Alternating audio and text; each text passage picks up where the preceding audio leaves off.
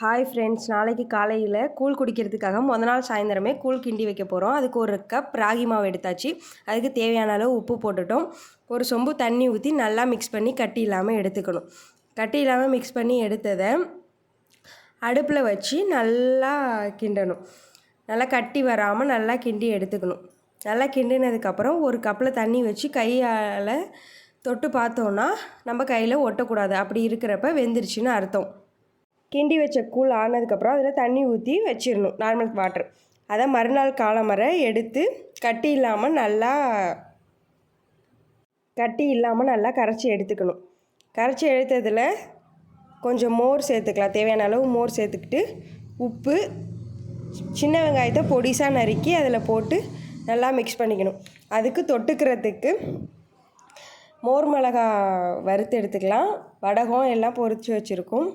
காலம்பரை குடிக்கிறதுக்கு டேஸ்டியான கூழ் ரெடி. இதை நீங்களும் ட்ரை பண்ணி பாருங்கள், செம்ம டேஸ்ட்டாக இருக்கும்.